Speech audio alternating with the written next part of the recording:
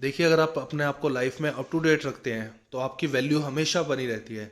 और अगर अकाउंट्स की किसी भी प्रोफाइल के बारे में बात करें, कहीं ना कहीं उसमें टैक्स का रोल जरूर होता है।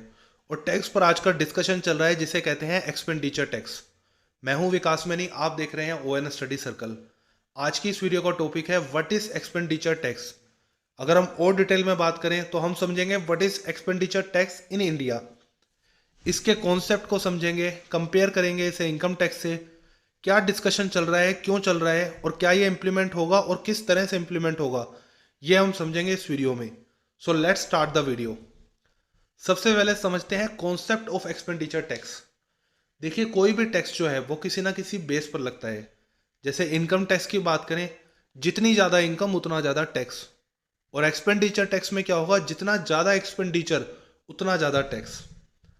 अब इनकम टैक्स को पहले समझते हैं। जैसे एक बिजनेसमैन है, वो सेल करता है 100 रुपीज़ की, एक्सपेंसेस दिखाता है 80 रुपीज़ और प्रॉफिट है 20 रुपीज़। तो इस 20 रुपीज़ की इनकम पर जो टैक्स पे करेगा उसे कहेंगे इनकम टैक्स। बट ये जो एक्सपेंसेस है 80 रुपीज़, ये जरूरी नहीं है कि हर बार सही हो। इसमें बहुत सारी अनएथिकल एडजस्टमेंट की जाती हैं बिजनेसमैन के द्वारा। जैसे फेक बिल, या एडजस्टमेंट करके किसी पेमेंट में, या एडजस्टमेंट करके किसी पार्टी से। जैसे किसी पर्सन को बोला कि आप एक नया बिजनेस, फेक बिजनेस ओपन करें और ये दिखाएं कि मैंने आपसे सामान खरीदा है, और वो अपने खर्चे, सैलरीज में अदर खर्चों के हिसाब से एडजस्ट कर देंगे। तो ऐसी बहुत सारी एडजस्टमेंट्स होती हैं जिससे एक फेक खर्चे दिखाए जाते हैं। तो इससे क्या होता है, प्रॉफिट कम हो जाता है और अल्टीमेटली गवर्नमेंट को कम इनकम टैक्स जाता है। तो कई बार एक बिजनेसमैन बहुत कम इनकम टैक्स देता है। तो इसलिए अब हम कंपेयर करते हैं इनकम टैक्स को एक्सपेंडिचर टैक्स के साथ। अब देखिए, ये एक बिजनेसमैन है, ये एक सैलरीड पर्सन है। मान लीजिए दोनों ही सेम इनकम अर्न करते हैं। तो सेम इनकम अर्न करने पर सैलरीड पर्सन जो है वो 100 रुपीज़ का टैक्स दे रहा है, वहीं बिजनेसमैन 10 रुपीज़ का। ऐसा इसलिए होता है क्योंकि जो बिजनेसमैन है वो फॉर एग्जाम्पल पहले वो अर्न करता है, उसके बाद उसमें सारी जो बिजनेस के खर्चे हैं उसको एडजस्ट करता है, फिर टैक्स पे करता है। बट वहीं अगर सैलरीड पर्सन की बात करें तो इसको जो सैलरी मिलती है वो टैक्स डिडक्ट होके मिलती है। तो दैट मीन्स टैक्स पहले ही काट लिया जाता है, उसके बाद ये खर्चे करता है। तो ये एक बहुत बड़ा डिफरेंस है। और बिजनेसमैन कई बार बहुत सारे फेक खर्चे दिखाता है जिससे उसको डिडक्शंस मिल जाती है। तो इस वजह से जो बिजनेस यूनिट है वो बहुत कम टैक्स पे करती है, जिसका इकोनॉमी पे नेगेटिव असर पड़ता है। और वहीं अगर हम बात करें सैलरीड पर्सन की, ये ज़्यादा टैक्स पे कर रहा है, इसके ऊपर टैक्स का बर्डन बहुत ज़्यादा है। तो इससे क्या होता है, इसकी सेविंग पोटेंशियल कम हो जाती है, जो इकोनॉमी के लिए एक नेगेटिव साइन है। दूसरा, अगर कोई नया स्टार्टअप करना चाहता है, इसके पास कोई आइडिया है, ये उस पर काम करना चाहता है, नया स्टार्टअप करना चाहता है, तो कम सेविंग होने की वजह से ये ऐसा नहीं कर पाता है, एक बहुत बड़ा चैलेंज है। और वहीं अगर हम बात करते हैं छोटे बिजनेस की, स्मॉल बिजनेस की, तो इनके लिए इनकम टैक्स का मैकेनिज्म समझना, उसको मैनेज करना एक बहुत बड़ा चैलेंज है। तो ये छोटे बिजनेस को ग्रो करने में भी बहुत ज़्यादा चैलेंज देता है। और इसके दूसरे एस्पेक्ट में अगर हम देखें, जैसे ये टीचर है, ये स्टूडेंट्स को कोचिंग देता है, टीचिंग देता है, और ये इनसे कैश में पेमेंट लेता है, और कैश में पेमेंट का कहीं रिकॉर्ड नहीं है। तो ये अपनी इनकम उतनी नहीं दिखाता। कम इनकम दिखाने से ये कम टैक्स पे करेगा।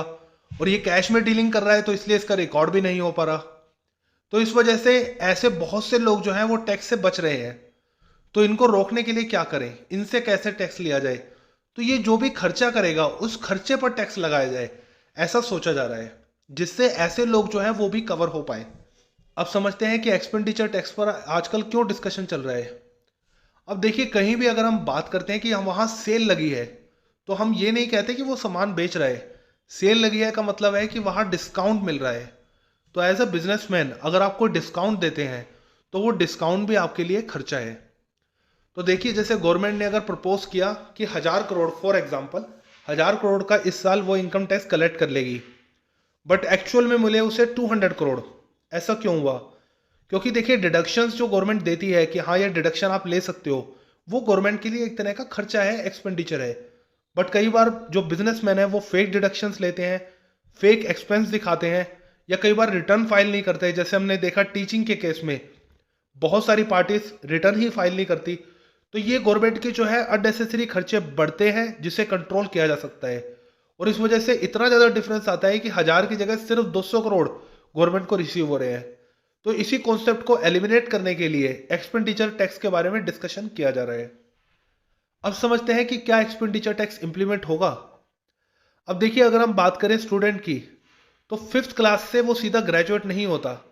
इसके स्टेजेस होते हैं, स्टेप बाय स्टेप सिस्टम जो है वो वर्क करता है। और वहीं अगर हम एक्सपेंडिचर टैक्स की बात करें, तो इसमें बहुत सारी बातें हैं जो सोचने वाली हैं।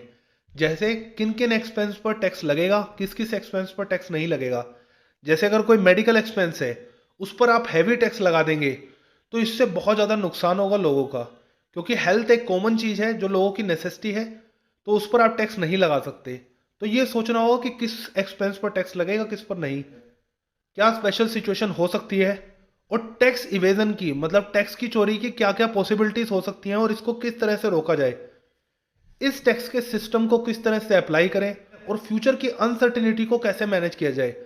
जैसे देखिए, कोरोना के केस में काफ़ी ड्यू डेट्स जो है वो एक्सटेंड हुई है, तो कैसे उसको मैनेज करें और किस सिस्टम के थ्रू इसको मैनेज करेंगे। तो ये बहुत सारी चीज़ें हैं जिस पर वर्क करना है। तो इसमें क्या हो सकता है, टेस्ट एंड अप्लाई का मेथड वर्क कर सकता है। जैसे 10% अप्लाई कर दिया, उसके बाद 30%, उसके बाद 60%, फिर फाइनली 100%। तो धीरे धीरे स्टेज बाय स्टेज ये अप्लाई हो सकता है, इस पर डिस्कशन चल सकता है। अब समझते हैं कि क्या ये इनकम टैक्स को रिप्लेस करने वाला है। सबसे पहले ये समझना जरूरी है कि गवर्नमेंट एक्चुअल में क्या कर रही है अभी। इसमें जो है ये अभी थॉट प्रोसेस में है। अभी इसके बारे में सोचा जा रहा है, क्योंकि जो मेन ऑब्जेक्टिव है टैक्स का वो ये है कि टैक्स की चोरी रोकी जाए, और जो पार्टीज है जैसे सैलरीड पर्सन है उस पर अनफेयर टैक्स का बर्डन आ रहा है, उसको किस तरह से रिमूव किया जाए। सेविंग को प्रमोट किया जाए। नई बिजनेस को आप प्रमोट करना चाहते हैं, और जो छोटे बिजनेस है उनको सपोर्ट करना चाहते हैं ताकि वो ग्रो करें। क्योंकि बिजनेस जब ग्रो होगा तो एम्प्लॉयमेंट जनरेट होगी, और अल्टीमेटली इकोनॉमी जो है वो बूस्ट करेगी। तो अभी ये सोचा जा रहा है कि क्या इनकम टैक्स में थोड़े चेंजेस लाए जाए, या एक्सपेंडिचर टैक्स को अप्लाई किया जाए, या फिर दोनों को पैरेलल अप्लाई किया जाए, और एक्सपेंडिचर टैक्स जो है एक स्पेशल क्लास पर अप्लाई किया जाए। तो ये डिस्कशन है जो अभी चल रही है, और इसीलिए हमने आज की इस वीडियो में इस टॉपिक को कवर किया।